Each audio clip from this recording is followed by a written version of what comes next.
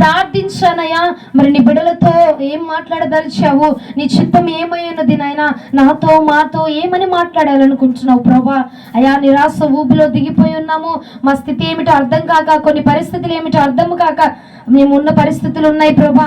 ఈ రోజున నీ బిడ్డలతో మీరేం మాట్లాడదలిచారు అని నేను ప్రార్థించినప్పుడు పరిశుద్ధాత్మ దేవుడు నాకు ఇచ్చిన వాక్య ధ్యానం ఈ రోజున యోహాను శుభవార్త 9వ అధ్యాయము 1వ వచనం నుండి ధ్యానిస్తాం. యోహాను సువార్త 9వ అధ్యాయం 1, 2, 3 వచనములు. ఆయన మార్గమున పోవచుండగా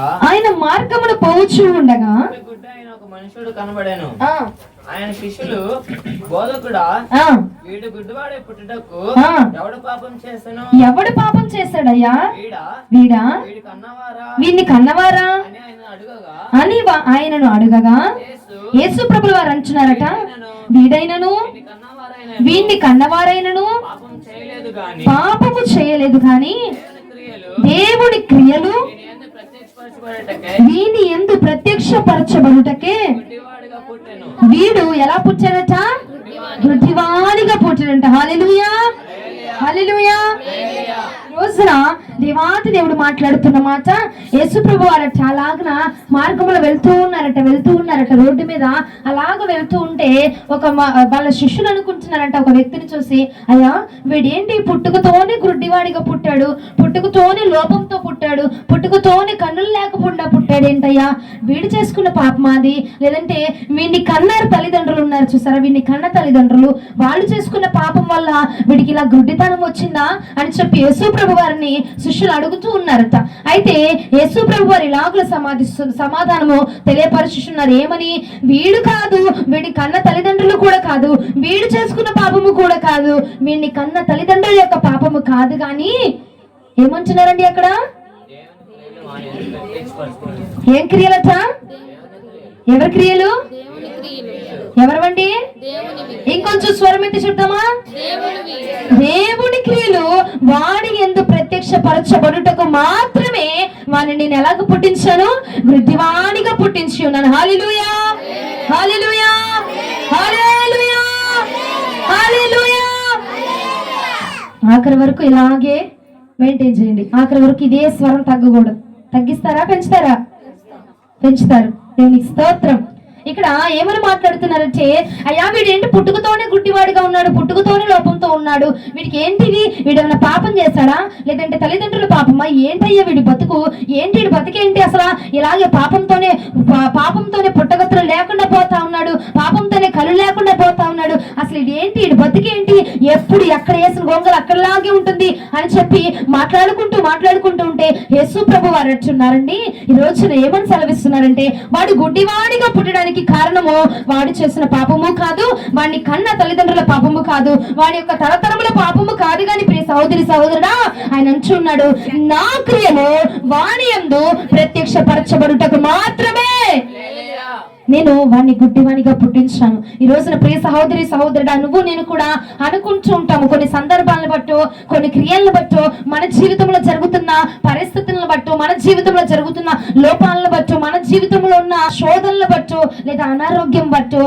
లేదంటే బాధలను బట్టో, లేదంటే వేరే ఎవరో మన మీద పన్నాగాలు బట్టి మన మీద చేస్తున్న ప్రతి అపవాది క్రియలు బట్టి మనం ఏమనుకుంటామంటే ఏం చేసొచ్చాను నా జీవితానికి, ఏం కర్మ పట్టిందో, నాకు ఏం పాపం పట్టిందో, ఏం పాపం చేశానయ్యా నేను, ఏం పాపం చేశానని నాకు ఈ బలహీనత, ఏదో నేను తప్పు చేశాను, ఏదో పాపం చేశాను, నా వల్ల ఏమైనా పాపం జరిగిందా, నా క్రియల వల్ల ఏమైనా పాపం జరిగిందా, నా మనస్సు వల్ల ఏమైనా పాపం జరిగిందా, నా ఆలోచన వల్ల ఏమైనా పాపం జరిగిందా, లేదంటే నేనే ఏదైనా పాపం చేశానేమో దేవా, అందుకనే నాకు ఈ రోగం వచ్చేసింది, అందుకనే నాకు ఈ బలహీనత వచ్చేసింది, అందుకనే నేను ఇలా ఉండిపోయాను, అందుకనే నా బ్రతికి ఇలా ఉండిపోయింది అని చెప్పి నువ్వు నేను కూడా ప్రియ సహోదరుడా చాలా మార్లు అనుకుంటూ ఇన్ని రోజులు, ఇన్ని సంవత్సరాలు కూడా నీ బ్రతుకుని లాగను గడిపేశావు. ఏదైనా చిన్న రోగం రాని, చిన్న బలహీనత రాని, చిన్నది ఏదైనా వ్యాధి వచ్చినా ఏమనుకుంటామంటే ఏదో నేను తప్పు చేశాను, ఏదో నా పాపము, నేను ఏదో పాపంలో పడి చచ్చాను, ఆ పాపం వల్ల నాకు ఇలా జరుగుతుంది అని చెప్పి అనుకొని నువ్వు నిరుత్సాహం పడిపోతున్నావు. కానీ ప్రియ సహోదరి సహోదరుడా, ఈ రోజున నేను నీకు ఒక మాట తెలియపరచడానికి వచ్చినాను. అదేమంటో తెలుసునా? నీకు వచ్చిన బలహీనత, నీకు వచ్చిన రోగము, నీకు వచ్చిన నింద, నీకు వచ్చిన అవమానము, నీకు వచ్చిన తృణీకారము, నీకు వచ్చిన ప్రతి సమస్య, ప్రతి శోధన కూడా దేనికోసం అని చెప్పి దేవాతి దేవుడు మాట్లాడుతున్నాడంటే ఆయన యొక్క క్రియలు నీ ఎడల ప్రత్యక్షపరచబడడానికి మాత్రమే. స్పందించే మనసుని అందరికీ దేవాతి దేవుడు ఇచ్చునుగాక, ఇచ్చునుగాక, ఇచ్చునుగాక, ఇచ్చునుగాక. ఒక్కసారి రెండు చేతులు ఎత్తి అందరం స్తోత్రాలు తెలియచేద్దామా? మీ అందరికి పనిష్మెంట్లు ఇవ్వకపోతే మీరు పనికి రారు. స్తోత్రం, స్తోత్రం, బిగ్గరగా స్తోత్రం, స్తోత్రం, స్తోత్రం, స్తోత్రం, స్తోత్రం, స్తోత్రం, స్తోత్రం, స్తోత్రం, స్తోత్రం, స్తోత్రం, స్తోత్రం, స్తోత్రం, స్తోత్రం, స్తోత్రం. హల్లెలూయా, హల్లెలూయా. దేవునికి మహిమ కలుగును గాక. ఈ రోజున అంటున్నారు, నువ్వు పడుతున్న బాధని, నీ ఒక ప్రయాసం నేను చూసి ఉన్నాను కనుక దేవుడు అంటున్నాడు, అదేదో నువ్వు చేసుకున్న పాపమో లేదంటే నీ జన్మతః వచ్చిందో, నీ తల్లిదండ్రులు వచ్చిన శాపమో పాపమో కాదు కాని బిడ్డ, ఈ రోజు నేను నా క్రియలు నీ ద్వారా ప్రత్యక్షపరచబడాలి అని నేను ఆశపడుతున్నాను. గనుకనే నిన్న బలహీనతలనే వలయములో నుంచి నేను నడిపిస్తూ ఉన్నాను. నిన్న శోధనలనే వలయములో నుంచి నేను ఎందుకు నడిపిస్తున్నానో తెలుసా? నా యొక్క అద్భుత కార్యముని ఎడల జరిగించడానికే, నా మహత్కార్యముని ఎడల జరిగించడానికే, నా సూచక కార్యముని ఎడల జరిగించి దేవాతి దేవుని యొక్క క్రియలట నీ ఎడల, నీ ద్వారా, నీ కొరకు, నీ కోసం, నీ నుంచి కనపరచబడడానికి, దేవుని క్రియలు ప్రత్యక్షపరచబడడానికట దేవాతి దేవుడు అంటున్నాడు, ఇదిగో నా క్రియలు ప్రత్యక్షపరచబడడానికి వాడిని నేను అనారోగ్యపు పాలు చేశాను, కానీ వాడు నా క్రియలు ప్రత్యక్షపరచబడడానికే నేను మాంత్రిక శక్తులకు నేను అప్పచెప్పాను, కానీ నా క్రియలు ప్రత్యక్షపరచబడడానికి మాత్రమే నిన్ను అవమానాలకు అప్పచెప్పాను, కానీ నా క్రియలు ప్రత్యక్షపరచబడడానికి మాత్రమే నీకు నష్టము కలిగించానే. కానీ నువ్వేదో పాపం చేసావనో, అవమానించబడుతున్నావని, నువ్వేదో తప్పు చేసావనో, నువ్వేదో అపనింద చేసావనో, లేదంటే నువ్వు పాపంలో మునిగిపోయావని, నువ్వేదో దోషము చేస్తావని కాదు, నీ ఎడల నా క్రియలు ప్రత్యక్షపరచబడాలి. హల్లెలూయా. ప్రియ సహోదరి సహోదరుడా, ఏమన్నా పంటలో నష్టం వచ్చినా, లేదంటే కుటుంబంలో నష్టమే రాని, నీ ఆరోగ్యంలో నష్టమే రాని, ఆరోగ్యాన్ని బట్టి, ఉన్న పరిస్థితులను బట్టి ఏం చేశానయ్యా, నాకెందుకు ఈ బాధ, నాకెందుకు ఈ శోధన, నేను ఏమంత పాపం చేసేసానయ్యా, నీకు నచ్చని పని అంత ఏం చేశానయ్యా, లేదంటే ఏం జరిగాను, ఏం చేసేసాను, ఏమైపోయిందో, నా వల్ల ఏమైపోయిందో అని చెప్పి నెట్టూర్పులు పోతూ ఉన్నావట, అని చెప్పి బాధపడిపోతున్నావట, అని చెప్పి నిన్ను నువ్వు కృంగ తీసుకుంటున్నావు ప్రియ సహోదరి సహోదరుడా. కానీ నా యేసు ప్రభుల వారు అంటూ ఉన్నారు, నిన్ను నువ్వు కృంగ తీసుకోవాల్సిన పరిస్థితి లేదు, నిన్ను నువ్వు కృంగ తీసుకోవాల్సిన అవసరము ఎంత మట్టుకి లేదు. కానీ ఈ రోజు నేను చెప్పుతున్న మాట ఏంటంటే, నీకు ఆ సమస్య వచ్చింది కదా, నీకు ఆ శోధన వచ్చింది కదా, నీ మీద ఆ శక్తులు పనిచేస్తున్నాయి కదా, నీ మీద ఆ మాంత్రిక శక్తులు పనిచేస్తున్నాయి కదా, నీ మీద అపవాదిగాడి శక్తులు పనిచేస్తున్నాయేమో, నీ మీద అపవాదిగాడి క్రియలు పనిచేస్తున్నాయేమో, నీ మీద అపవాదిగాడి ఆలోచనలు పనిచేస్తున్నాయేమో, లేదంటే నీ యొక్క పొలంలో నష్టం వచ్చిందేమో, నీ జీవితంలో అనారోగ్యమే వచ్చిందేమో. వాడట పుట్టుగుడ్డి వాడిగా ఉన్నాడట, పుట్టుకతోనే ఒక అనారోగ్యం కలిగి ఉన్నావేమో నువ్వు కూడా. నువ్వు అనుకుంటావు, ఏమో ఏ పాపం చేశానేమో, నా జీవితం ఎందుకు ఇలా భ్రష్టు పట్టిపోతుందో, నా పరిస్థితులు ఎందుకు ఇలా భ్రష్టు పట్టిపోతున్నాయో, గుడ్డివాడిలాగా ఎటు కదలలేక, ఎటు చూడలేక, దేనిని నేను ఆస్వాదించలేకపోతున్నాను, నా పరిస్థితి అంతా ఇలాగా గుడ్డివాడిగా, కరుడు లేని దానిగా, నా జీవితం అంతా అల్లకల్లోలముగా ఎందుకు అయిపోతుందో అని చెప్పి నువ్వు కూడా ప్రియ సహోదరి సహోదరుడా వేసారిపోతున్నారు, బాధపడుతున్నారు, దిగులు చెందుతున్నారేమో. కానీ నా దేవాతి దేవుడు ఈ రోజున నీకు ఒక చక్కని మాట తెలియపరుస్తున్నారు, ఇదిగో నా క్రియ నీ ఎడల ప్రత్యక్షపరచబడబోతున్నది, నా అద్భుత కార్యము నువ్వు చూడబోతున్నావు, నా ఆశ్చర్య కార్యము నువ్వు చూడబోతున్నావు, నా శ్రేయస్కరమైన కార్యాలను చూడబోతున్నావు. అందుకోసము మాత్రమే నేను నీకు బలహీనత అనే మార్గములో నిన్ను నడిపించుచూ ఉన్నాను. దానికోసము మాత్రమే అవమానములని, నిందలు అనే ఆ యొక్క బలములు నిన్ను నడిపించుచూ ఉన్నాను. దేనికో తెలుసిన, ఇదిగో నీ ద్వారా కొంతమంది నా క్రియలను తెలుసుకోబోతూ ఉన్నారు. హల్లెలూయా. నీ ద్వారా కొంతమంది నా మహిమను తెలుసుకోబోతూ ఉన్నారు, నీ ద్వారా నా ఘనతను కొంతమంది తెలుసుకోబోతున్నారు, నీ ద్వారా ఇదిగో నా యేసు ప్రభుల వారంటే ఏమిటో కొంతమంది తెలుసుకోబోతున్నారు. గనుక దేవాతి దేవుడు అంటూ ఉన్నారు, కొన్ని సంవత్సరాలుగా నీ జీవితంలో జరగవలసిన కార్యాలు జరగట్లేదేమో, లేదంటే కొన్ని సంవత్సరాలుగా ఎక్కడ వేసిన గొంగలి అక్కడే ఉన్నట్టు అక్కడే ఉండిపోతున్నావేమో. ప్రియ సహోదరి సహోదరుడా, అయ్యా నాకు ఉద్యోగం లేదు, అయ్యా నాకు పని లేదు, అయ్యా నాకు తినడానికి తిండి లేదు, అయ్యా లేదంటే ఏంటయ్యా నా పరిస్థితి, ఏం పాపం చేశానయ్యా, ఏం చేశానని నాకు ఇంత దౌర్భాగ్యమైన స్థితిలో నన్ను ఉంచావయ్యా అని చెప్పి ప్రియ సహోదరి సహోదరుడా, నీ టూర్పు పోతూ ఉన్నావేమో కదా, నీ టూర్పులు విడిచుచూ ఉన్నావేమో. నా తండ్రి అయిన దేవాతి దేవుడు అంటున్నాడు, వాడు గుడ్డివాడిగానే పుట్టాడు. ఎందుకో తెలుసునా, ఎందుకు నేను అలా పుట్టించానో తెలుసునా, ఎందుకు నేను అలా వాడిని బ్రతికించుచూ ఉన్నానో తెలుసునా, నా అద్భుత కార్యం వాడి ద్వారా జరిగించబడాలా, వాడిలో జరిగించబడాలా. అప్పుడు వాడు నా ద్వారా ప్రపంచమునకు పరిచయం చేయబోతూ ఉన్నాడు, ప్రపంచమునకు పరిచయం అవ్వబోతూ ఉన్నాడు, ప్రపంచానికి వాడిని నేను పరిచయం చేయబోతూ ఉన్నాను. హల్లెలూయా. దేవుని యొక్క క్రియలు నీలో జరిగించబడి, దేవాతి దేవుని యొక్క క్రియలట నీలో జరిగించబడి నిన్ను ఒక ప్రాంతానికి పరిచయం చేయబోతూ ఉన్నాడు, నిన్నొక కుటుంబానికి పరిచయం చేయబోతున్నాడు, నిన్నొక దేశానికి పరిచయం చేయబోతున్నాడు, నిన్నొక రాష్ట్రానికి పరిచయం చేయబోతూ ఉన్నాడు. దేన్ని బట్టి నీకున్న అనారోగ్యం అనే బలహీనత అనే బాధ అనే శ్రమ అనే నీలో కష్టం అనే వలయములను ఉండొచ్చు సభ, ఆ వలయమును తెంచి ఇదిగో కొన్ని సంవత్సరాలుగా ఈ వలయములో చిక్కుకున్న వ్యక్తి, నువ్వే హాట్ టాపిక్ అయిపోబోతున్న కొద్ది రోజుల్లో, నీ ప్రపంచానికి నువ్వు ఉన్న స్థితిలో, నువ్వు ఉన్న స్థానంలో, నువ్వు ఉన్న గృహము వద్ద నువ్వే ఒక హాట్ టాపిక్ గా నా ప్రభు మార్చబోతున్నాడు. నీ సాక్ష్యమే ఒక ఘనమైన సాక్ష్యముగా నా ప్రభు మార్చబోతున్నాడు. నా దేవాతి దేవుడు గొప్ప క్రియలని ఎడల జరిగించి ఇప్పటిదాకా కొన్ని సంవత్సరాలుగా దేనిలో నష్టాన్ని అనుభవిస్తున్నావు చూసావా, దేనిలో బాధను అనుభవిస్తున్నావు చూసావా.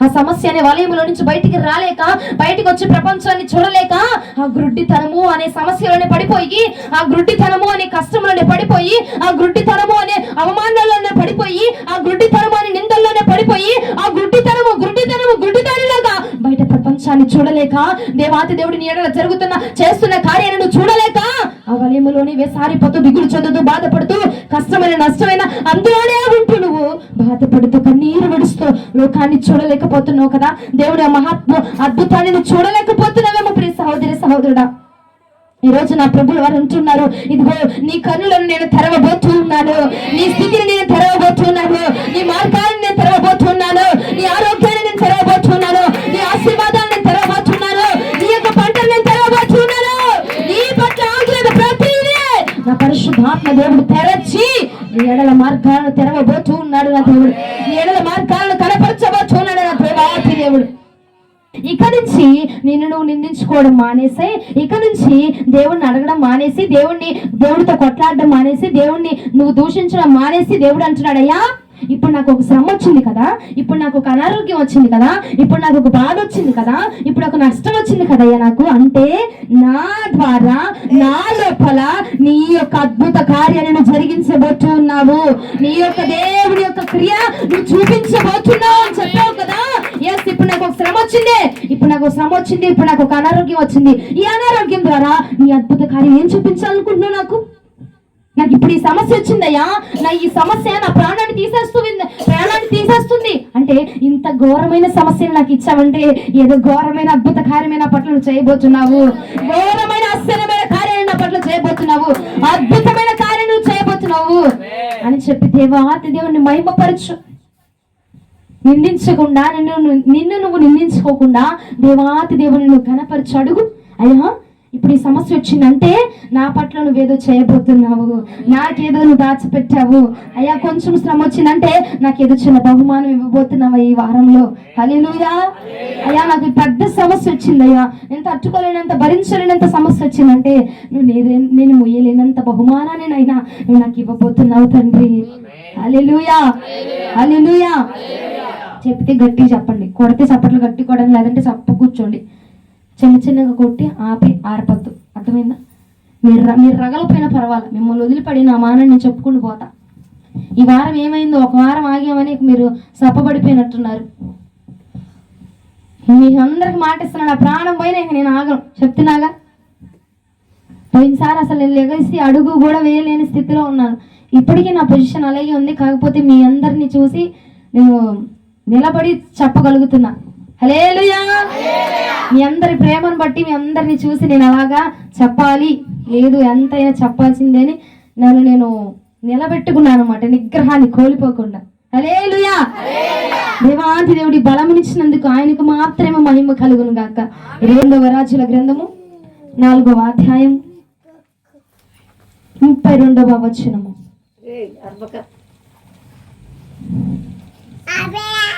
4వ అధ్యాయము 32వ వచనం. ఎలీషా ఆ ఇంట చొచ్చి తన మంచము మీద పెట్టబడి ఉండుట చూచి తానే లోపలికి పోయి వారిద్దరే లోపలనుండగా తలుపులు వేసి యెహోవాకు ప్రార్థన చేసి మంచము మీద ఎక్కి బిడ్డ మీద తను చాచుకొని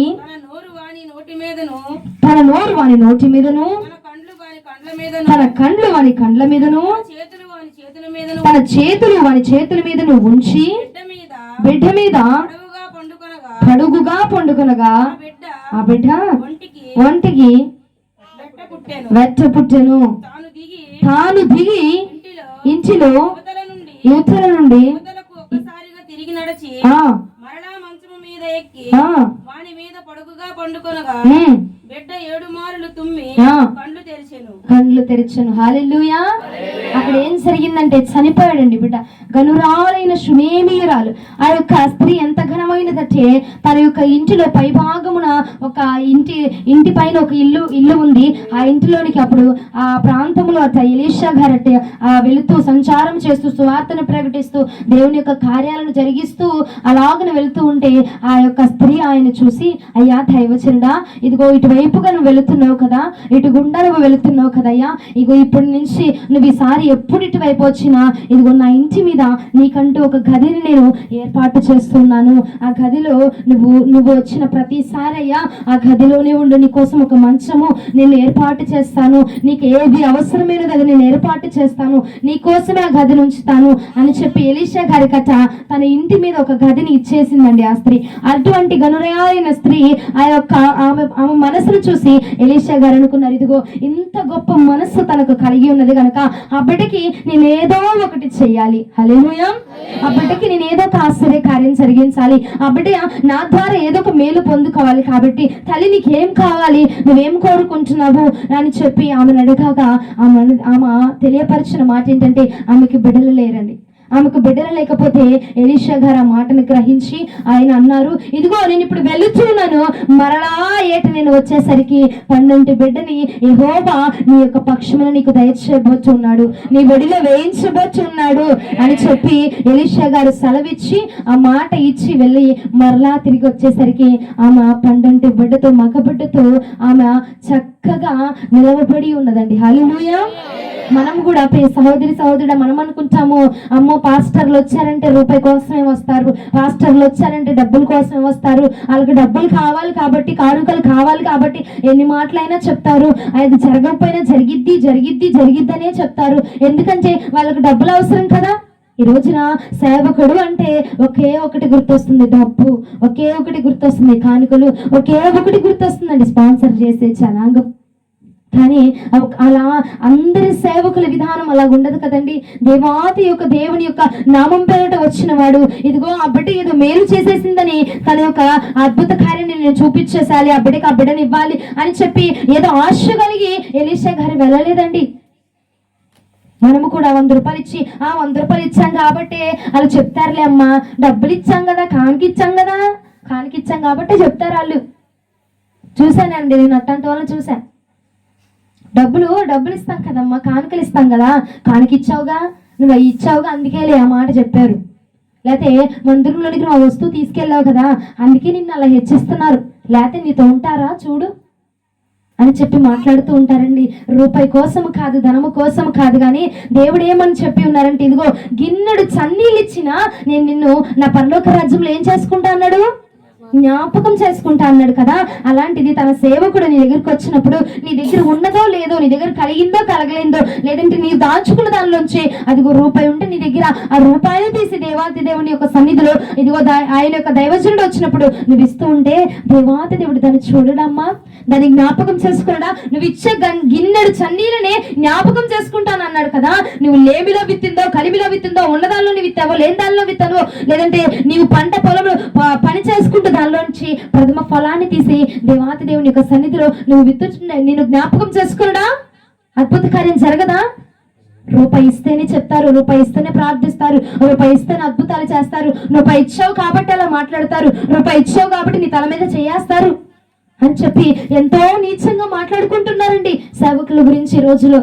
కానీ ఆ తల్లి ఏదో నాకు ఆ దైవజనుడి దగ్గర నుంచి నాకు ఏదో వచ్చింది అని చెప్పి ఈమె ఆశించలేదు. అదిగో వారి ఇంటికి వెళ్తున్నాను ఆమె నాకు ఏదో ఇచ్చింది అని చెప్పి ఆయన ఆశించలేదండి. కానీ తన దగ్గర ఉన్నది ఇల్లు, ఆ ఇంటిలో నుంచి పై కప్పునిచ్చి, పై స్థానాన్ని ఇచ్చి, పై గదినిచ్చి, ఇదిగో అయ్యా మీరు వచ్చినప్పుడల్లా ఇక్కడే ఉండండి అనగానే దాన్ని చూసి ఆయన మనసు చలించిపోయి ఆయన అన్నాడు, ఇదిగో నీకు బిడ్డలు లేరు కనుక వచ్చే ఏట మరో ఏట నువ్వు బిడ్డతో ఉంటావు అని చెప్పి ఆయన సెలవిచ్చి వెళ్ళిపోయాడు. అమ్మ అదేంటి 32వ వచనంలో బిడ్డ చచ్చిపోయాడు, మంచం మీద ఉన్నాడు, మళ్ళా ఎలీషా గారు వచ్చి పడుకున్నా, ఆయన మీద పరుండగా అప్పుడు వెట్టబుట్టి తిరిగి లేచాడన్నావు కదా, ఇప్పుడు పుట్టాడని చెప్తావేంటి అంటే అక్కడికి వస్తాను ఆగండి. అక్కడ ఏం జరిగిందంటే మీకు సందర్భం అంతా తెలియచేయాలి కదా, అందుకని నేను మొత్తం తీసుకొస్తూ ఉన్నాను అనమాట వివరణ. అక్కడ ఏమైందంటే అప్పుడు ఆ బిడ్డ పుట్టాడు, బిడ్డ పుట్టి ఎదుగుతూ ఉండగా ఎదుగుతూ ఉండి తన తండ్రి వద్దకు వెళ్ళి ఆడుకుంటూ ఉండగా అప్పటికప్పుడే తన స్థితి బాగైపోయి అనారోగ్యము పాలైపోయి అప్పటికప్పుడే మరణించిపోతాడండి.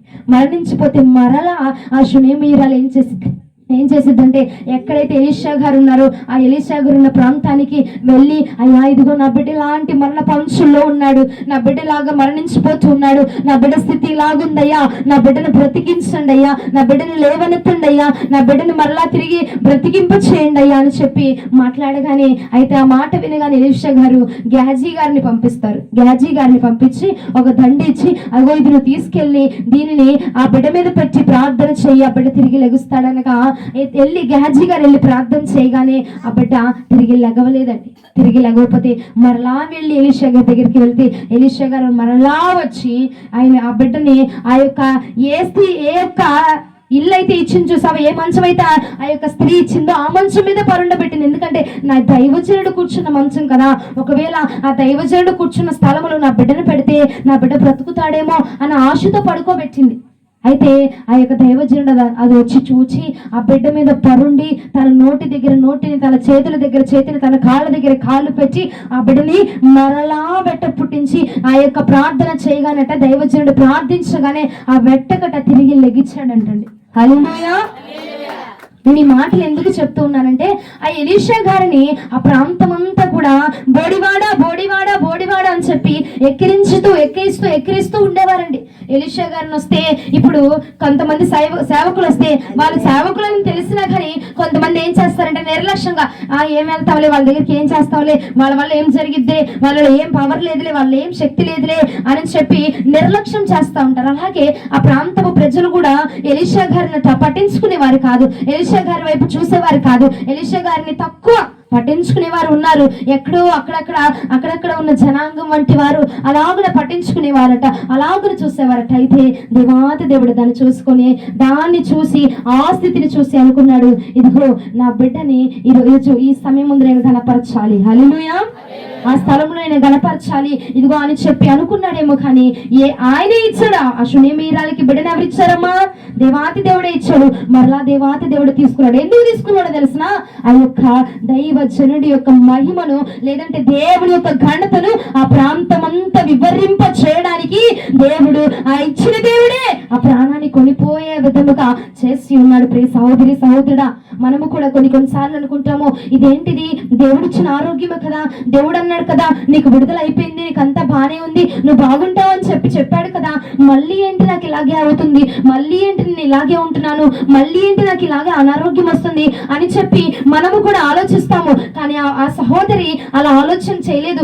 ఏంటి దైవజనుడు చెప్పాడు, దేవుడే ఇచ్చాడు బిడ్డని, దేవా ఏంటయ్యా నువ్వే ఇచ్చావు, నువ్వే తీసుకున్నావు అని చెప్పి దేవుడి మీద నింద వేయలేదు.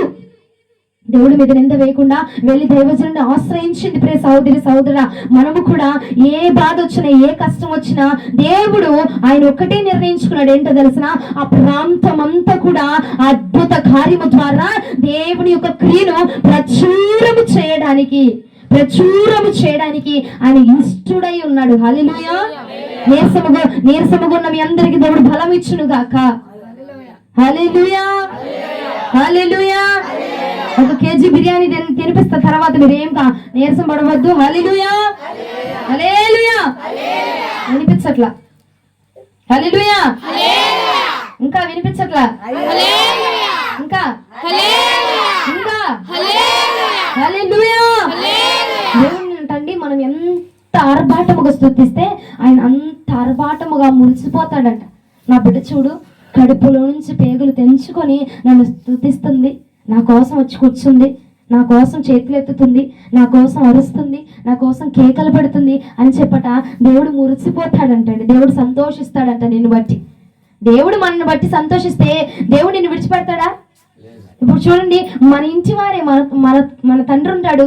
నువ్వేదన్నా చేసావు అనుకో, చిన్న పని, చంటి బిడ్డలు చేస్తారు, చిన్న చిన్న పనులు చేస్తే తల్లిదండ్రులు ఏమవుతారు?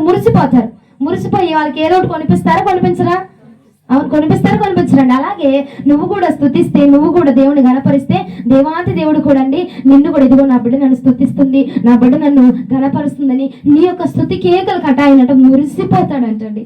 ఆయన మురిసిపోయి, నా బిడ్డకి నేను ఏదైనా చెయ్యాలి, హల్లెలూయా, నా బిడ్డను నేను ఎలాగైనా రక్షించాలి, నా బిడ్డకి ఎలాగైనా ఒక మార్గాన్ని ఏర్పాటు చేయాలరా అని చెప్పి నా దేవుడు ఎదురు చూస్తాడంటండి.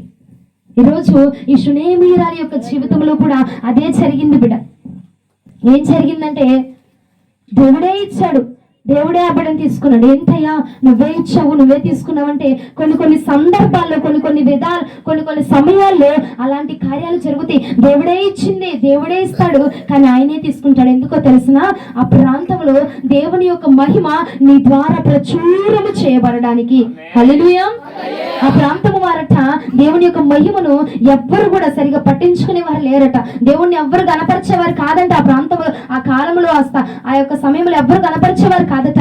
అప్పుడు దేవుడు అనుకున్నాడు, ఎస్, ఈ షునేమీరాలు నేను వాడుకోవాలి, ఈ బిడ్డకి ఇచ్చిన ఆ చంటి బిడ్డను నేను వాడుకోవాలి, ఆ బిడ్డను నేను వాడుకొని ఆ బిడ్డ ద్వారా నేను ఈ ప్రాంతంలో నా అద్భుత కార్యాలను నేను జరిగించుకోవాలి, ఆ బిడ్డ ద్వారా నా ఆశ్చర్య కార్యాలను నేను జరిగించుకోవాలి, ఆ బిడ్డ ద్వారా నా మహిమను ఈ ప్రాంతంలో నేను కనపరచాలి అని చెప్పి దేవాది దేవుడు నిర్ణయించుకున్నాడు. ప్రియ సహోదరి సహోదరుడా, అలాగే నిన్ను బట్టి నన్ను బట్టి కూడా దేవుడు అట్లా కొన్ని కార్యాలు, ఇదిగో ఈ బిడ్డ ద్వారా ఇది జరిగితే నేను నా యొక్క మహిమ కనపరచబడిద్ది, నేను ఈ బిడ్డని ఇలా శోధించినా పర్వాలేదు, ఆ బిడ్డ శోధన పడినా పర్వాలేదు, ఆ బిడ్డ మరణ పంచుల వరకు వెళ్ళిపోయినా పర్వాలేదు, కానీ నా మహిమ కనపరచబడితే అప్పుడు దాకా బిడ్డకున్న విలువకే మించిన విలువ నా యొక్క మరలా నేను బ్రతికించడంతో నా బిడ్డకి రెండంతల విలువ రాబోతుంది అని చెప్పి దేవాతి దేవుడు సెలవిచ్చుచూ ఉన్నాడండి. హల్లెలూయా. ఇక్కడ షునేమీరాల్ని దేవుడు అనుకున్నాడు, ఇదిగో ఈ ప్రాంతంలో షునేమీరాలు ఉంది, ఈ ప్రాంతంలో గనురాలైన బిడ్డ ఉంది, ఈ ప్రాంతంలో నా యొక్క సేవకుడిని హెచ్చించే బిడ్డ ఉంది, కాబట్టి ఈ ప్రాంతంలో నా సేవకుడు మాటినే బిడ్డ ఉంది, కాబట్టి ఈ బిడ్డ నాకు అవసరము, ఈ బిడ్డ ద్వారా నా యొక్క నామము కనపరచబడాలి, ఈ బిడ్డ ద్వారా నా నామము ప్రచురము చేయబడాలి, ఈ బిడ్డ ద్వారా నా కార్యము కనపరచబడాలి అని చెప్పి దేవుడు ఆ ప్రాంతంలో, ఆ కాలంలో షునేమీరాల్ని ఎన్నుకున్నాడు. ఈ రోజున ప్రియ సహోదరి సహోదరుడా, నిన్ను కూడా దేవాది దేవుడు ఎన్నుకున్నాడు, నిన్ను కూడా దేవుడు ఏర్పాటు చేసుకున్నాడు. కనుకే దేవుని దృష్టిలో ఉన్నావు కనుక నీకు ఆ శోధన, దేవుని యొక్క నిర్ణయంలో, దేవుని యొక్క ఏర్పాటులో ఉన్నావు కనుకే నీకు ఆ శ్రమ. ఎందుకు వచ్చింది ఆ శ్రమ చెప్పనా? ఎస్, నీ ద్వారా దేవుని యొక్క నామము ఘనపరచబడబోతున్నది, నీ ద్వారా నా దేవుని యొక్క నామము హెచ్చించబడబోతున్నది, నీ ద్వారా కొందరు మారు మనసు పొందబోతున్నారు, నీ ద్వారా కొందరు రక్షించబడబోతున్నారు, నీ ద్వారా నా తండ్రి సంతోషించబడబోతున్నాడు. అప్పుడు ఎప్పుడైతే ఆ బిడ్డ మరణించాడో అప్పుడు వెంటనే దైవజనుడు పంపించి, ఎక్కడైతే ఆ దైవజనుడికి అవమానం కలిగింది చూసావా, బోడివాడ అని ఎక్కిరించి ఆ ప్రాంతం అంతా, ఆ యొక్క జనులందరూ కూడా దేవుని యొక్క నామాన్ని అంగీకరించాలని జనాంగం అంతా ఉన్న ప్రదేశంలో ఒక్కసారిగా దైవజనుడు పంపించి చచ్చిన ఆ బిడ్డను తిరిగి లేవనెత్తి దేవుని యొక్క నామాన్నండి అక్కడ శక్తివంతముగా దేవుని యొక్క నామాన్ని ఘనపరిచే విధముగా అక్కడ దేవుడు ఆ యొక్క అద్భుత కార్యాన్ని జరిగించాడు. ఈ రోజున నీ జీవితంలో కూడా ప్రియ సహోదరి సహోదరుడా, బ్రతికిన జీవితం లేకుండా చనిపోయిన మరణించిన పరిస్థితులే, మరణ స్థితిలే. మరణించిన వారికి చలనం ఉండదు. అలాగే నీ పరిస్థితి కూడా మరణించిపోయిందేమో, నీ ఆరోగ్యము మరణించిపోయిందేమో, నీ బ్రతుకు మరణించిపోయిందేమో, లేదంటే నీ యొక్క పనులు మరణించిపోయినేమో. దానికి చలనము లేక, ఆ స్థితి నుంచి మరొక స్థితిలోనికి వెళ్ళలేక, ఆ యొక్క స్థానం నుంచి మరొక స్థానంలోనికి వెళ్ళలేక, ఉన్న ఆరోగ్యం ఇంకా మెరుగుపరచుకోవలేక మరణ స్థితిలోనే ఉండిపోయేవేమో. ఒక్కసారి అడిగయ్యా, నా మరణ స్థితిని బ్రతికించవా, నన్ను బ్రతికించవా, నా యొక్క జీవితాన్ని బ్రతికించయ్యా అని చెప్పి షునేమీరాలు అడిగినట్టుగా అడిగితే గనక నిన్ను నీ ఆ యొక్క ప్రాంతంలో షునేమీరాలు ఎలాగైతే దేవాది దేవుడు వాడుకున్నాడో, ఇదిగో నీ ప్రాంతంలో, నీ స్థలంలో, నీవు ఉన్న ప్రదేశంలో, నీవు ఉన్న అనారోగ్యంలో, నీవు ఉన్న మరణపు స్థితిలో నా దేవాది దేవుడు నిన్ను వాడుకోబోతున్నాడు. నా దేవాది దేవుడు నిన్ను అంగీకరించబోతున్నాడు. నా దేవాది దేవుడు నిన్ను విలువైన దానిగా హెచ్చించబోతున్నాడు. నా దేవాది దేవుడు అండి, ఇదిగో ఈ బిడ్డ నా మహిమకు అర్హురాలు, ఈ బిడ్డ ద్వారా నాకు మహిమ వచ్చింది, ఈ యొక్క కుటుంబం ద్వారా నాకు మహిమ వచ్చింది అని చెప్పి ఈ ప్రాంతంలో నీ కుటుంబాన్ని నా దేవుడు ఎన్నుకుంటాడండి. దేవుడు ఎన్నుకుంటే గనక ఒక గొప్ప అద్భుత కార్యాన్ని జరిగిస్తాడు. షునేమీరాల్ని ఎన్నుకున్నాడు, చనిపోయిన బిడ్డని తిరిగి లేవనెత్తాడు. నా ప్రియ దేవుడు, ఈ రోజున నిన్ను కూడా ఎన్నుకున్నాడు కనుకనే నీ పరిస్థితులు చనిపోయినాయి. ఇన్ని రోజులు నీ యొక్క పరిస్థితి ఎక్కడ వేసిన గొంగలు అక్కడే ఉండడానికి కారణం చెప్పనా? ఎందుకో చెప్పనా? దేవుడు ఎన్నుకున్నాడు నిన్ను. హల్లెలూయా. దేవుడు నిన్ను ఏర్పాటు చేసుకున్నాడు. హల్లెలూయా.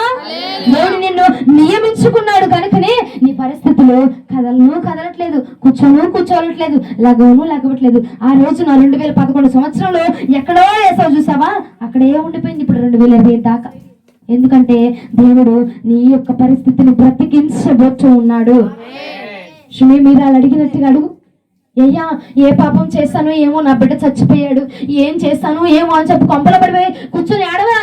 వెళ్ళింది దైవ సేవకుడి దగ్గరికి. అయ్యా, చచ్చిపోయాడు నా బిడ్డ, తిరిగి బ్రతికించు, తిరిగి లేవనెత్తు అని చెప్పి అడిగింది. ఈ రోజు నువ్వు నేను కూడా ఉన్న స్థితిలోనే కూర్చుని పోయి బిడ్డ చనిపోయాడు, లేదా పరిస్థితులు చనిపోయి, లేదంటే కుటుంబంలో నష్టం వస్తుంది, అనారోగ్యం వస్తుంది, బాధ వస్తుంది, ఇరుకు వస్తుంది, అది వస్తుంది, ఇది వస్తుంది అని చెప్పి ఉన్న పరిస్థితుల్లోనే, ఉన్న చోటనే కూర్చుని రోధించక, వేధించక, బాధపడక, ఇదిగో అవమాన పాలైపోతున్నాను ప్రభా అని చెప్పి ఉన్న చోటనే కూర్చొని అయ్యా అవమానిస్తున్నారయ్యా అని చెప్పి నువ్వు బాధపడక వెళ్ళు, దేవజనుడి దగ్గరికి వెళ్ళు, దేవాతి దేవుని యొక్క పాదాల దగ్గరికి వెళ్ళి దేవాతి దేవుని యొక్క పాదాల దగ్గరికి వెళ్ళి, ఇదిగో నా పరిస్థితి చచ్చిపోయిందేమో, నా బ్రతుకు చనిపోయిన స్థితిలో ఉందేమో, మరణ స్థితిలో ఉండిపోయిందేమో, నా యొక్క జీవితాన్ని బ్రతికించు, నా యొక్క బ్రతుకును బ్రతికించు, నా యొక్క జీవితాలైనా వెలుగును పుట్టింపచే, నా యొక్క ఉద్యోగం చచ్చిన స్థితిలో ఉందేమో తిరిగి లేవనెత్తు ప్రభు, నా ఆరోగ్యం చచ్చిన స్థితిలో ఉందేమో తిరిగి లేవనెత్తండి ప్రభు, నా ఆరోగ్యాన్ని బ్రతికించండి, నా భర్తని బ్రతికించండి, నా భర్తని బ్రతికించండి, నా భర్త 10 సంవత్సరాలుగా మారమనిసి లేక ఎక్కడ వేసిన గొంగలు ఉన్నాయి అక్కడే ఉండిపోయాడయ్యా, నా బిడ్డని నా భర్తను బ్రతికించు అని చెప్పి గనక నువ్వు కేక వేయగలిగితే నా దేవాతి దేవుడు అంటున్నాడు, ఇదిగో వెంటనే పుట్టించి తిరిగి లేవనెత్తగలిగిన శక్తి నా దగ్గర ఉన్నది. హల్లెలూయా. నీ చనిపోయిన జీవితానికి, చనిపోయిన పరిస్థితులకి, చనిపోయిన స్థితికి వెంటనే పుట్టించి తిరిగి లేవనెత్తగలిగిన సత్తా నా దగ్గర ఉన్నది.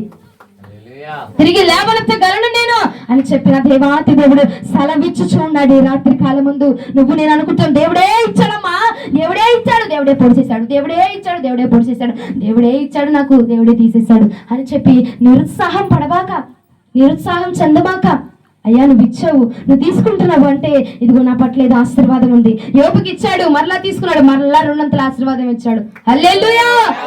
నీ పట్ల కూడా తీసేస్తున్నాడేమో బాధపడబాక, తృణీకరిస్తున్నారేమో బాధపడక, అవమానించబడుతున్నావేమో బాధపడక, ఒంటరిగా ఉంటేనేమో బాధపడబాక, నిర్లక్ష్యం అవుతున్నాయేమో, నీ పరిస్థితులు నిర్లక్ష్యంగా ఉంటున్నాయేమో, లేదంటే అందరు నిన్ను వదిలేసి నిన్నొక్కనే ఒంటరిగా వదిలేస్తున్నారేమో, తృణీకారం చేసేస్తున్నారేమో. ఇదిగో ఒక్కడిగా ఒంటరిగా ఉన్నవాడిని 1000 మందిగా నేను చేయబోతున్నాడు, ఎక్కువ మందిగా అవ్వబోతున్నాడు, నేను చేయబోతున్నాను అని చెప్పి నీకు సెలవిచ్చుచూ ఉన్నాడు. సహోదరి సహోదరులా, తృణీకారము ఉందేమో, నువ్వు బాధపడవాక దాని వెనకాల రెట్టింపు ఆశీర్వాదము దాగి ఉన్నది. యోబా నేను తీసేస్తానంటే ఒకటే అన్నాడు, ఇదిగో ఇచ్చింది దేవుడే, తీసుకునేది ఆయనదే. తల్లి గర్భంలో నుంచి నేను వచ్చినప్పుడు నేను దిగంబరిగా వచ్చాను, వెళ్ళినప్పుడు కూడా దిగంబరిగా వెళుతున్నానయ్యా అని ఒక్క మాట సెలవిచ్చాడు. అంతేగాని నేనేం పాపం చేశాను, నేనేం ద్రోహం చేశాను, నేను ఇది చేశాను, నేను అది చేశాను, ఎందుకయ్యా నాకు ఈ కర్మ, ఎందుకయ్యా నాకు ఈ శ్రమ అని చెప్పి నీరసిల్లిపోరా. విశ్వాసముతో నమ్మకముతో ఉన్నాడు. ప్రియ సహోదరి సహోదరుడా, ఈ రోజున నువ్వు కోల్పోయిన విశ్వాసం ఉంది చూడు, నువ్వు కోల్పోయిన నమ్మకం ఉంది చూడు, మరలా జరిగిద్దా, మరలా నేను కోలుకుంటానా, మరలా వచ్చిద్దా, మరలా నింపబడతానా, మరలా వెళ్తానా, వెళ్ళబోతున్నావు. హల్లెలూయా. నడిపించబోతున్నాడు నా దేవాతి దేవుడు నిన్ను, బలపరచబోతున్నాడు నా దేవాతి దేవుడు నిన్ను మరలా రెండింతలుగా. ఇప్పటి వరకు ఒకంతగానే ఒక పాటతోనే ఒక మార్గంలోనే ఉన్నావేమో, కానీ నా దేవుడు రెండింతలుగా నిన్ను ఆశీర్వదించబోతూ ఉన్నాడు, రెండింతలుగా నిన్ను హెచ్చరించబోతున్నాడు. లూకా శుభవార్త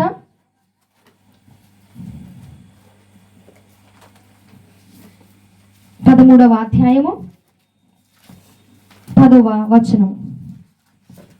విశ్రాంతి దినమున ఆయన ఒక సమాజ మందిరములో బోధించుచున్నప్పుడు 18 ఏండ్ల బలహీనపరచు దయ్యము పట్టిన ఒక స్త్రీ అచ్చట నుండెను. ఆమె నడుము వంగిపోయి ఎంత మాత్రముగా చక్కగా నిలవబడలేకుండెను. యేసు ఆమెను చూచి రమ్మని పిలిచి అమ్మా, నీ బలహీనత నుండి విడుదల పొంది ఉన్నావని ఆమెతో చెప్పి ఆమె మీద చేతులుంచగానే దేవుని మహిమపరిచెను. హల్లెలూయా, హల్లెలూయా. ఎన్ని సంవత్సరాలుగా నడుము వంగిపోయిందంట? 18 సంవత్సరాలుగా వంగిపోయిన నడుముతోనే ఎన్నో మాటలు, ఎన్నో అవమానాలు, ఏం చేసుకొని చచ్చిందో, ఏం పాపం చేసి చచ్చిందో ఇది. అందుకే దాన్ని నడుము వంగిపోయింది. ఏం చేసి వచ్చిందో, ఏం పాపం చేసిందో, లేదంటే ఏం అక్రమం చేసి వచ్చిందో అంటారు కండి. 18 సంవత్సరాల నుంచి అది అలా వంగిపోయే ఉంది. ఏం చేసిందో ఏమో, దాని జీవితం ఎందుకట్ట అయిపోతుందంటే ఏదో చేసే ఉండిద్ది ఇది అని చెప్పి ఎన్నో సూటిపోటి మాటలు. 18 సంవత్సరాలు కండి. నాకు ఒక డౌట్, 18 ఏళ్ళు తర్వాతట యేసు ప్రభు వారు వచ్చారంట. 18 సంవత్సరాల వ్యవధిలో ఏ ఒక్క దైవజనుడు రాలేదంటారా? 18 సంవత్సరాల వ్యవధిలో పేతురు గారు ఉన్నారు, అంత మహానుభావుడు పేతురయ్య గారు ఉన్నారా లేదా? లూకా గారు ఉన్నారు కదా, వీళ్ళందరూ ఉన్నారు, దైవజనులు అందరూ ఉన్నారు కదా. ఏ ఒక్క దైవజనుడు కూడా వచ్చి ఉండరా? కానీ దేవుడు అనుకున్నాడు, ఎన్ని ఏళ్ళైనా పర్వాలేదు, నా బిడ్డ జీవితంలోనికి నేనే ఎంటర్ అవ్వాలి, నేనే ఆ బిడ్డను స్వస్థపరచాలి, నేనే ఆ బిడ్డను లేవనెత్తాలి, నేనే, నా ద్వారా మాత్రమే నేనే వెళ్ళాలప్ప, ఇంక వేరే ఎవరు వెళ్ళడానికి వీల్లేదు. ఎన్ని సంవత్సరాలైనా పర్వాలేదు, నా బిడ్డ అలాగే ఉన్నా పర్వాలేదు, నేనే ఎంటర్ అవ్వాలి, ఇంక వేరే వాడు ఎవరు ఎంటర్ అవ్వడానికి వీల్లేదు. హల్లెలూయా.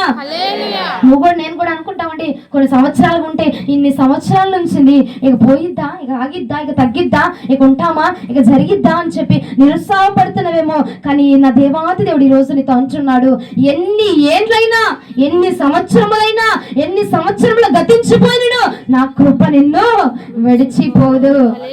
హల్లెలూయా.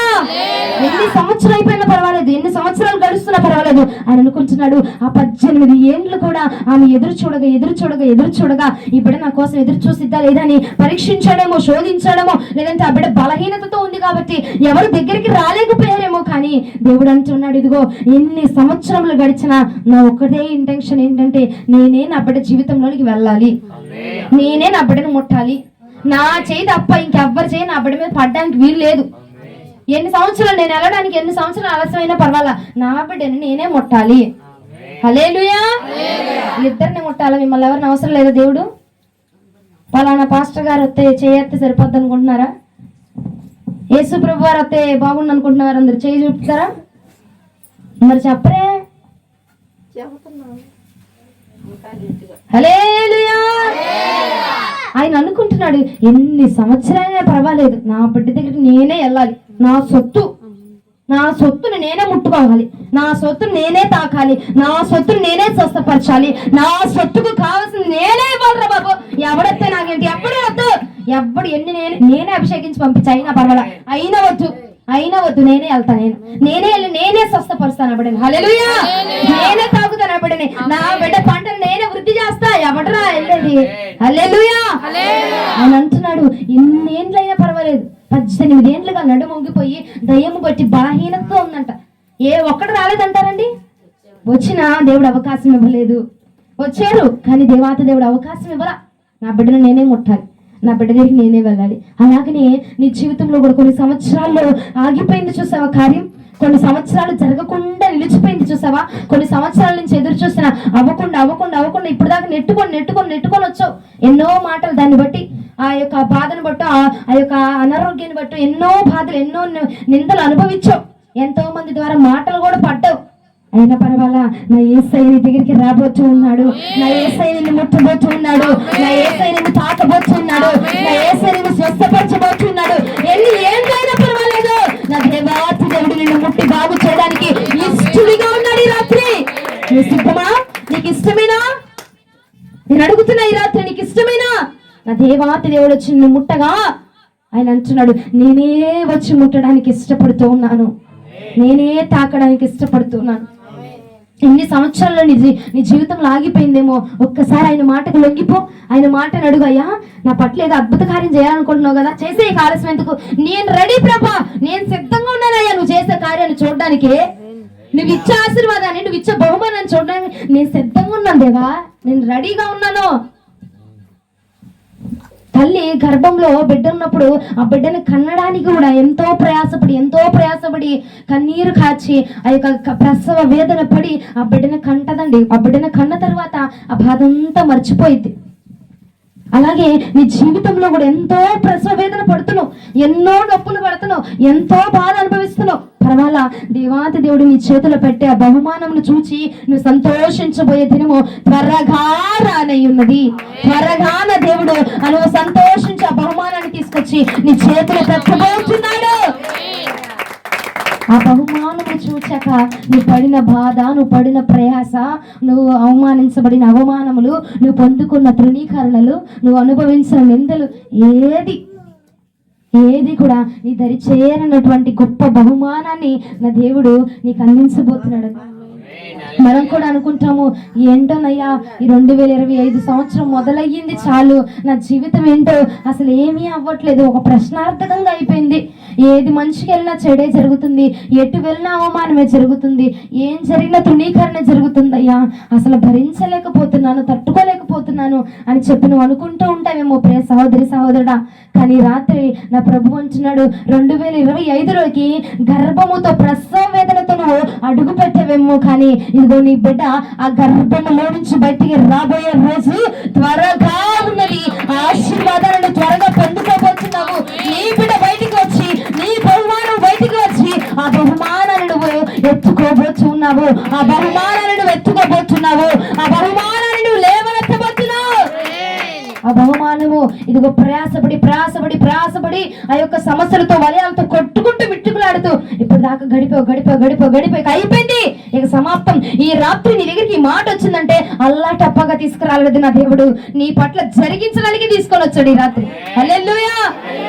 ఎస్, రూఢీగా నువ్వు నమ్మిన తోడనే అయ్యా నా దేవుడు ఇంతే తెరుస్తాడయ్యా, నా దేవుడు ఇంతే చేస్తాడు అంటావు, ఇంత తీరుతాడు రోజు. యాస్, నా దేవుడు చేయగలడు, ఈ రాత్రే నా పట్ల జరిగించబోతున్నాడు అని చెప్పి కనుక నువ్వు రూఢీగా నమ్మితే నా యేసయ్య అద్భుత కార్యాన్ని నీ పక్షంగా జరిగించబోతున్నాడు.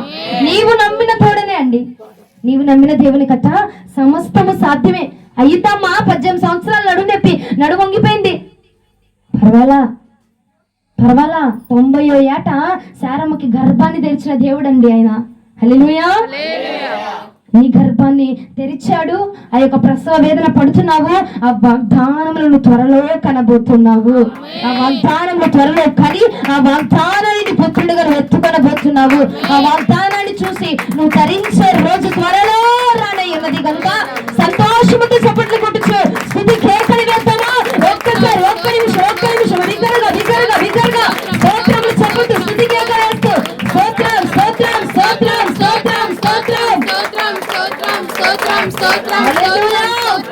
దేవాతి దేవుడికి మహిమ కలుగును గాక.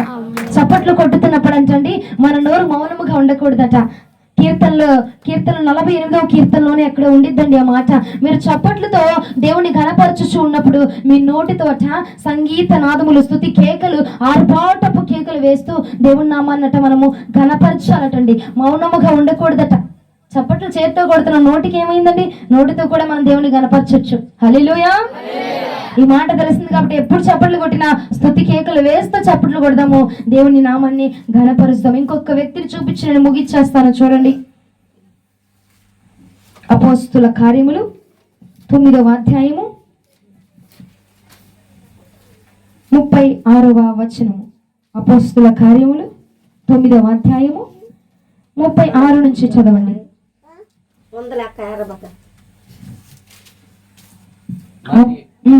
ఎప్పేలో తబిత అను ఒక శిష్యురాలు ఉండెను. తబిత అను ఒక శిష్యురాలు ఉండెను.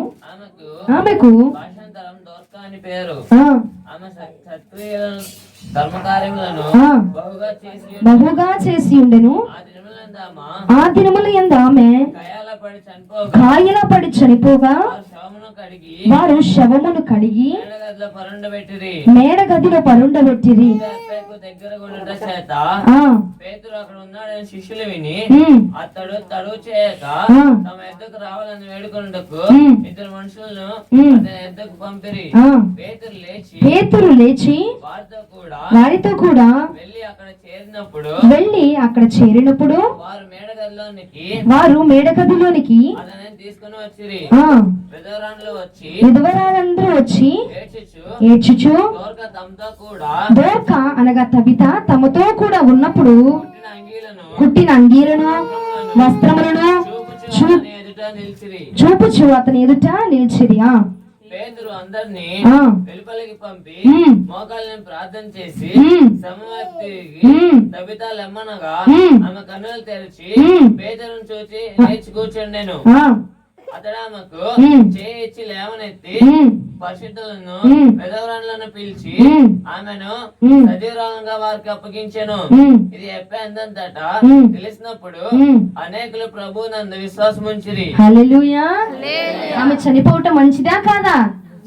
ఎందుకండి అనేకులట ఆ యొక్క కార్యాన్ని చూసి దేవుని యందట విశ్వాసమును ఉంచారట. దేన్ని బట్టి? ఆమె మరణమును బట్టండి. అయ్యా నేను ఏం తప్పు చేశాను, విధవరాందరికీ నేను సేవ చేస్తున్నాను, ఇదిగో నా పనిలో నీకు ఉపయోగపడుతున్నాను, నువ్వు చెప్పిన మాటలు నేను జరిగిస్తున్నాను అని చెప్పి ఆమెతో ఉన్నవారే గాని, ఆమె చచ్చిపోయింది ఆమె ఎట్ట బాధపడిదిలే కానీ ఆమెతో ఉన్నవారు కానీ ఎవరు బాధపడలా. అయితే పేతురయ్య గారి దగ్గరికి వెళ్ళి అయ్యా అగో ఆమె చనిపోయింది, నువ్వు త్వరగా రావాలంటే ఆయన వచ్చి ప్రార్థన చేయగా ఆమె తిరిగి లెగిచిందటండి. ఆ మరణపు స్థితిలో నుంచి తిరిగి బ్రతికింది. ఆ మరణపు జీవితం నుంచి మరలా పునరుద్ధారణాలుగా మరలా తిరిగి లేవనెత్తబడి దేవుని నామాన్ని ఘనపరచడానికి ఆమె ఒక కారణభూతురాలుగా మార్చబడింది. ఈ రోజున నీ ద్వారా నీ అనారోగ్యమే కావచ్చు, ఎందుకు ఇచ్చావయ్యా అనారోగ్యం అనబాక, నీ అనారోగ్యము కొంతమంది విశ్వాసులుగా మార్చబడడానికి కారణం అవ్వబోతున్నది. హల్లెలూయా. నీ మరణపు వంటి స్థితి, నీ మరణపు స్థితి, నీ అవమానపు స్థితి, నీ నిందలనే స్థితి, నీ తృణీకరణ ఇంకొకరు దేవుణ్ణి విశ్వాసం ఉంచేలాగా, దేవుని నమ్మేలాగా, దేవుని బ్రతికేలాగా, దేవుని దగ్గరకు వచ్చి ఆయన పాదాల మీద శరణొచ్చే విధముగా చేయబోతు ఉన్నది. హల్లెలూయా. అందుకే కదండి టీవీలో కూడా యాడ్ అవుతుంది. ఎప్పుడో నా చిన్నప్పుడు వినాలే, ఇప్పుడు టీవీలు చూస్తాం అనబాకలే కానీ నా చిన్నప్పుడు మరక సరిపెక్సలైనా మరక మంచిదే, ఏం పర్లా.